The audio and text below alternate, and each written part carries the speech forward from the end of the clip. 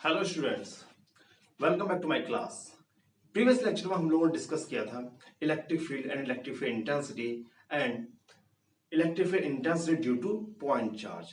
आज हम डिस्कस करेंगे distribution of charges.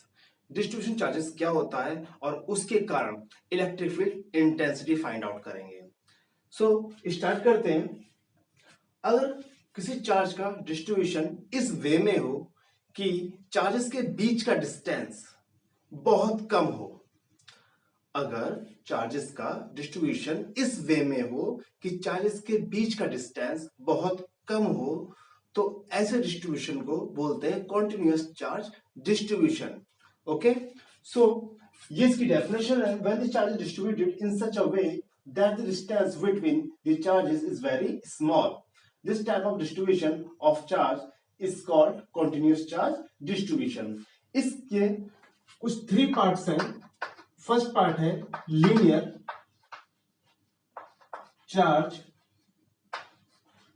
Distribution and second है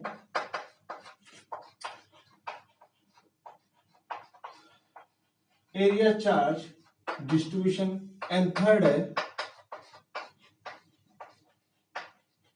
वॉल्यूम चार्ज डिस्ट्रीब्यूशन। ओके, इन तीन पार्ट्स पे हम लोग डिस्कस करेंगे। तो फर्स्ट इसका पार्ट है लीनियर चार्ज डिस्ट्रीब्यूशन। ये क्या है? अगर हमारे पास में कोई कंडक्टर हो या कोई वायर हो, ठीक है, उस पर चार्ज को डिस्ट्रीब्यूट किया जाए और इस पर सपोज वन इस पर प्लस चार्ज डिस्ट्रीब्यूट होता है और जो चार्ज डिस्ट्रीब्यूट किया जाता है वो एक यूनिफॉर्म वे में होता है। ओके, यूनिफॉर्म वे में होता है और उनके बीच की डिस्टेंस बहुत कम होती है। तो इस टाइप के चार्जेस क्या बोलेंगे हम लोग? Continuous charge distribution. अब हमें फाइंड आउट करना है इससे किसी भी पॉइंट से आर डिस्टेंस पे एक पॉइंट पी है, इस पॉइंट पर इलेक्ट्रिक फील्ड इंटेंसिटी कितनी है। तो उसके लिए क्या करेंगे? अभी हम प्रीवियस लेक्चर में पॉइंट चार्ज के बेस पर हम इलेक्ट्रिक फाइंड आउट हमने करना सीखा था। पॉइंट चार्ज अगर है तो पॉइंट चार्ज का फॉर्मूला था 1/4 Q अपॉन आर स्क्वायर। तो यहां पर हम किसी चार्ज के लिए इलेक्ट्रिक फील्ड इंटेंसिटी तो निकाल सकते हैं, बट पूरे वायर की कैसे निकालें? पूरे वायर के निकालने के लिए अगर जितने भी इस पे चार्जेस हैं उन सारे चार्जेस का इलेक्ट्रिक फील्ड इंटेंसिटी को फाइंड आउट करें और उन सबको वेक्टर सम में ऐड कर दें। ओके, उनका वेक्टर सम कर लें। वेक्टर सम कर लें तो ये जो प्रोसेस होगी बहुत लेंथी हो जाएगी और हार्ड हो जाएगी। तो इसे इजी बनाने के लिए हमने तो सुपरपोजिशन प्रिंसिपल को यूज किया। जो कूलॉम्स का सुपरपोजिशन प्रिंसिपल था उसे यूज किया। तो सुपरपोजिशन प्रिंसिपल क्या बोलता है? अगर कोई भी एक चार्ज है, उसके पास जितने भी चार्जेस हैं, तो इस पॉइंट पर इलेक्ट्रिक फील्ड इंटेंसिटी इन सभी चार्जेस के वेक्टर सम के इक्वल होती है। ये सुपरपोजिशन प्रिंसिपल था। तो हमने क्या किया, किसी भी एक स्मॉल चार्ज को लिया और उसके बेस पर इलेक्ट्रिक फील्ड इंटेंसिटी सॉल्व कर ली और जो रिमेनिंग चार्जेस थे उन सबको वेक्टर सम कर लिया, उन सबको वेक्टर सम में अप्लाई किया। फिर इस पूरे वायर की electric field intensity find out कर ली। ओके, सो स्टार्ट करते हैं। हमने इसमें दो फॉर्मूले यूज किए। एक तो चार्ज डेंसिटी को, इसकी पूरी चार्ज डेंसिटी कितनी होगी उसे यूज करेंगे। उसे यूज करने के बाद में इन सबका वेक्टर सम करेंगे। ओके, ये दोनों रूल के बेस पर हम लोग इसके इस पॉइंट पे इलेक्ट्रिक इंटेंसिटी फाइंड आउट कर सकते हैं। सो स्टार्ट करते हैं। इसकी लेंथ जो है, सपोज वन इसकी लेंथ L है, इस पूरे कंडक्टर की लेंथ L है और हमने इसे इक्वली पार्ट्स में डिवाइड किया है। इक्वली पार्ट्स में डिवाइड किया तो इक्वली पार्ट्स में और कोई एक स्मॉल लेंथ होगी तो स्मॉल लेंथ को क्या मान लेंगे? DL। क्या माना? DL। और इस पे स्मॉल चार्ज क्या होगा? DQ। और इस पूरे वायर पे चार्ज कितना होगा? Q। सो स्टार्ट करते हैं। नंबर फर्स्ट है लीनियर चार्ज डिस्ट्रीब्यूशन। इसे सॉल्व करते हैं।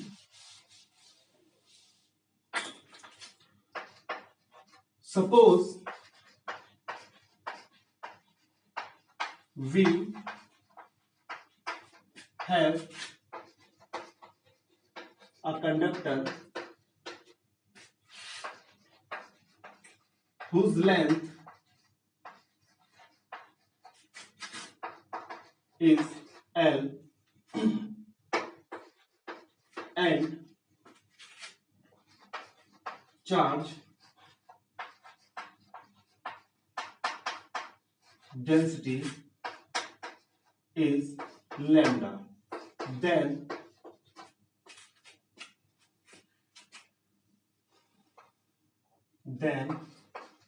for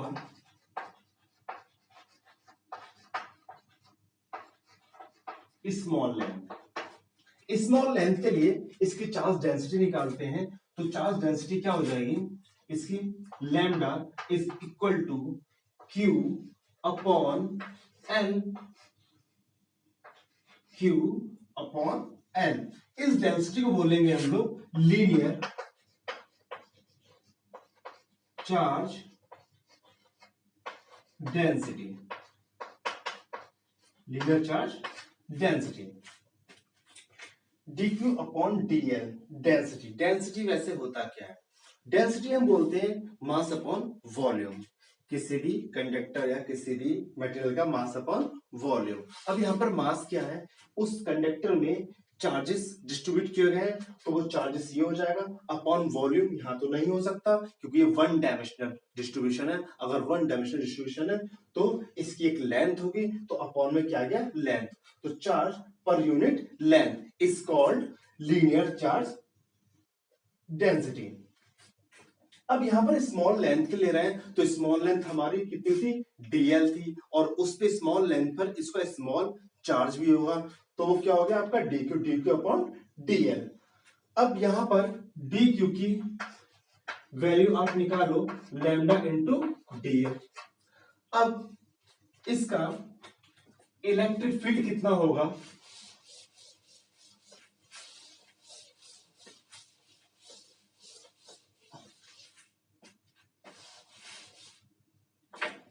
electric field D E is equal to 1 upon 4 pi epsilon not into D Q upon are square. ये इसका इलेक्ट्रिक फील्ड हो जाएगा। यहाँ पर क्यू आता है तो यहाँ पर स्मॉल चार्ज है तो डी क्यू हो जाएगा, तो स्मॉल डेंसिटी क्या हो जाएगी, सॉरी स्मॉल इंटेंसिटी हो जाएगी D E 1 upon 4 pi epsilon not D Q upon are square. अब फुल इंटेंसिटी,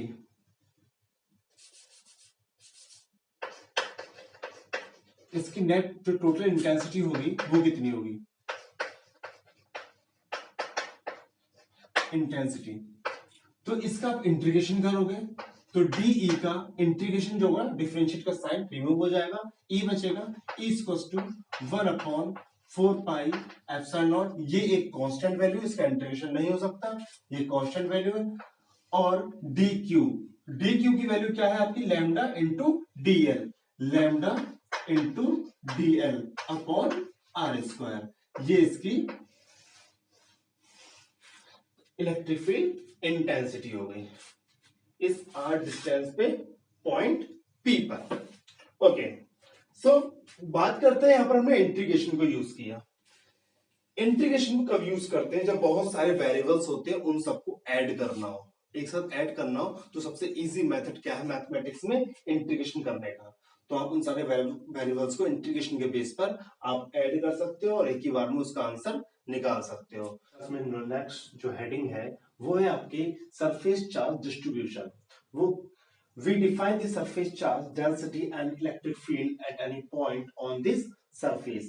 एक हमारे पास में सरफेस है, उस पर हमने चार्ज को डिस्ट्रीब्यूट किया है, और चार्ज को डिस्ट्रीब्यूट किया है तो उसका जो इलेक्ट्रिक शेप जो रहेगा, इलेक्ट्रिक फील्ड का जो शेप रहेगा वो कुछ इस तरीके से रहेगा। ये आपका एक सरफेस है और सरफेस पे इलेक्ट्रिक फील्ड जाता है, वो उसके नॉर्मल टू सरफेस रहेगा, नॉर्मल टू सरफेस उसका शेप रहेगा। तो उसके किसी भी हम एक पॉइंट पर उसकी इलेक्ट्रिक फील्ड निकालते हैं तो उसका पहले हम क्या करेंगे, फर्स्ट ऑफ ऑल हम लोग sigma is equal to Q upon A charge per unit area for small surface. For small surface के लिए डेंसिटी हो जाएगी d Q upon d A, electric field d E is equal to 1/4πε0 dq upon r square and total electric field हो जाएगा is equal to 1/4πε0 sigma dA upon r square. ये surface charge density आपकी हो गई। उसके बाद में थर्ड पॉइंट जो हमारा है वो है वॉल्यूम चार्ज डिस्ट्रीब्यूशन। उस पर हमारे पास एक कंडक्टर एक नॉन कंडक्टर स्फीयर है, ठीक है। उसके अंदर क्यू चार्ज को डिस्ट्रीब्यूट किया गया है। क्यू चार्ज जब किया गया तो नॉन कंडक्टर की स्पेशलिटी ये होती है वो उसमें से charge one place to other place transfer नहीं होता है। जब नहीं होता है तो चार्ज इसके अंदर रहेगा, ठीक है। जब यहाँ पर कुछ ना कुछ चार्ज इसके अंदर रहेगा तो हम उसकी इलेक्ट्रिक फील्ड फाइंड आउट कर सकते हैं। बट इसी जगह पर हमने कंडक्टर क्यों नहीं लिया, उसकी मेन बात क्या है। तो कंडक्टर इसलिए नहीं लिया, कंडक्टर की स्पेशलिटी क्या होता है, अगर उसके अंदर हम चार्ज को रखते हैं प्लेस करते हैं किसी पॉइंट पर चार्ज को, तो चार्ज ट्रांसफर होगा इस पॉइंट से इसके सरफेस पे, मतलब कंडक्टर के सरफेस पे ट्रांसफर हो जाएगा और अंदर क्या होगा, चार्ज जीरो हो जाएगा क्योंकि चार्ज हमेशा ट्रांसफर होता है हायर टू लोअर पॉइंट। अब ये ट्रांसफर हो जाएगा, ट्रांसफर होने पर अंदर क्यू की वैल्यू जीरो हो जाएगी तो इसकी इलेक्ट्रिक फील्ड जो रहेगा इज इक्वल टू 1/4πε0 जो है आपका क्यू अपॉन आर स्क्वायर। जब क्यू जीरो हो जाएगा तो फिर ई क्या हो जाएगा, ऑलरेडी जीरो हो जाएगा। ओके, तो इलेक्ट्रिक फील्ड हमें जो निकालना है वो निकालना नॉन कंडक्टर के लिए। ओके, सो स्टार्ट करते हैं। हियर द चार्ज डेंसिटी, यहाँ वहां पर फर्स्ट में लेना नो लैम्डा माना, सिग्मा माना, यहां मानेंगे rho. Rho is equal to d Q upon d V. इसका मतलब क्या है, charge per unit volume is called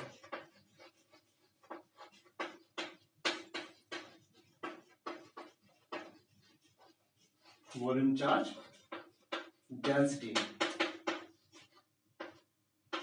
volume charge density. So ये फॉर स्मॉल लेंथ के लिए होगी आपकी, फॉर स्मॉल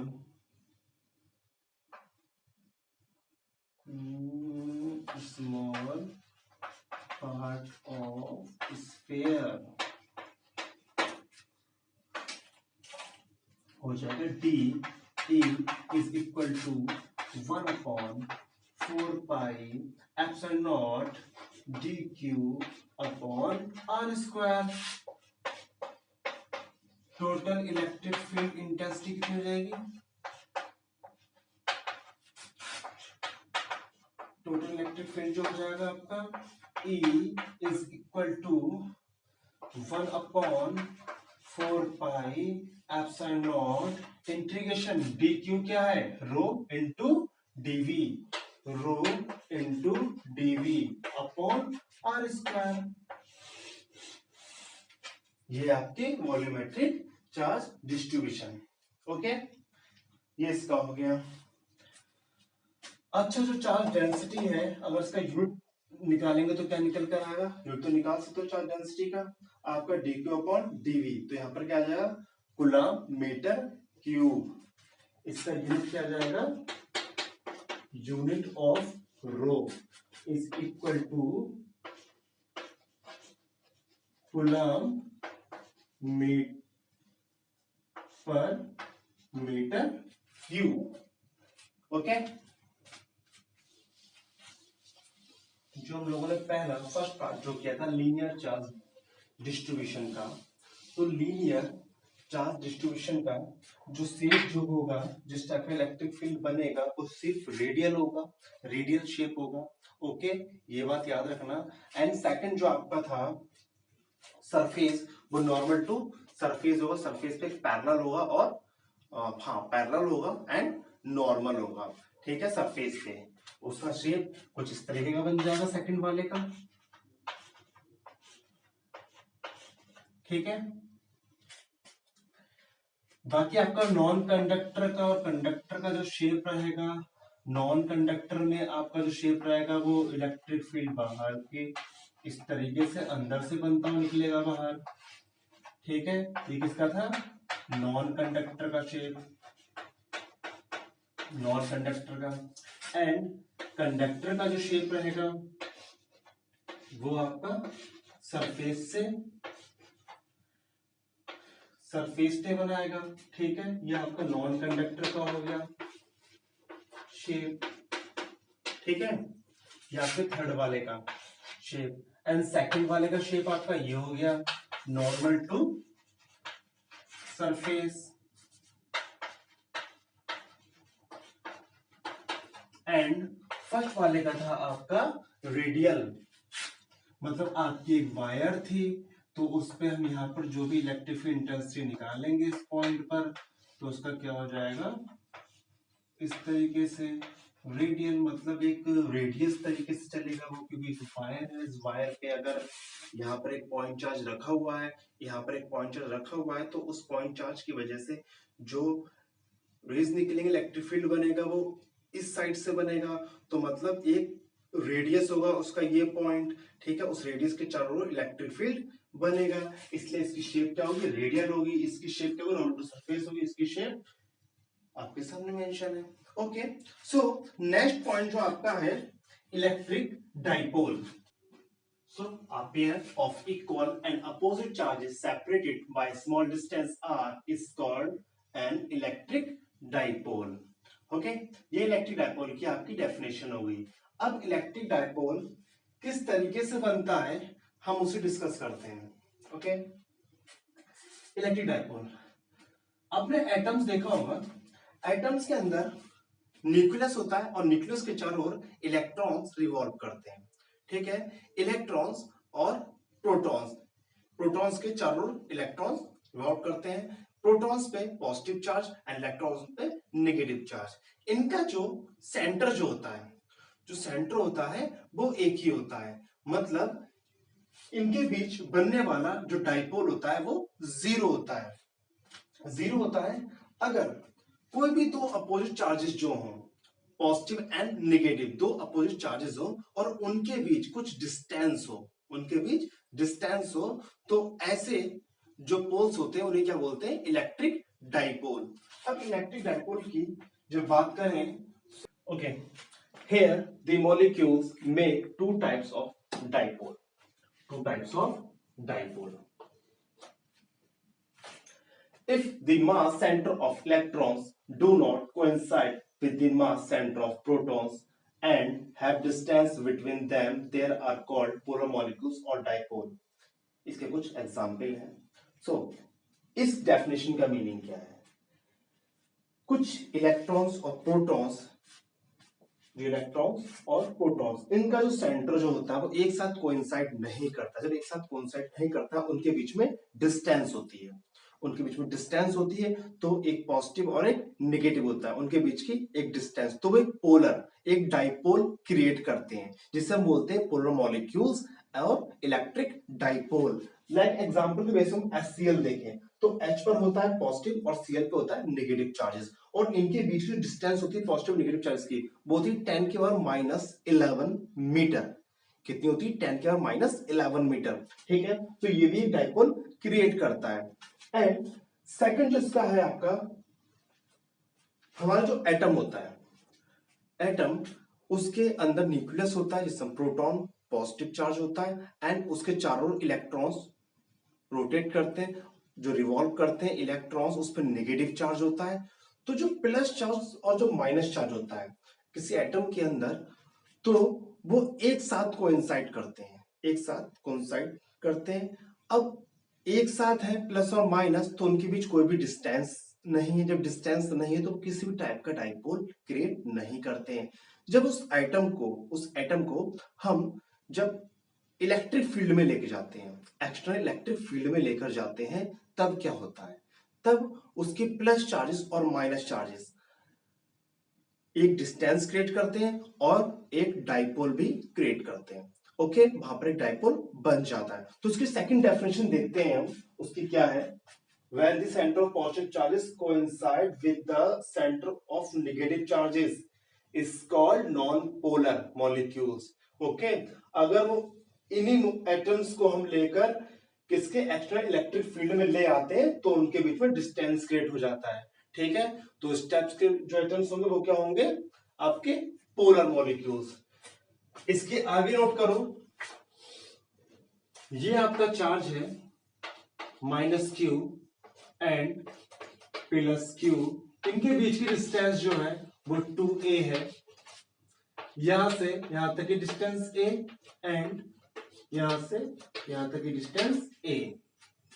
इस पर चार्ज क्या है, सो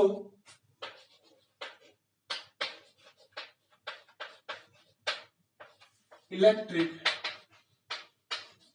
dipole P equals to Q into 2a। इस लेंथ को आप L भी मान सकते हो, तो 2QL हो जाएगी। ठीक है, इसका ये फॉर्मूला हो गया, where P is a electric dipole moment and P is a vector quantity. एक ऐसी क्वांटिटी है वेक्टर, सो इट्स डायरेक्शन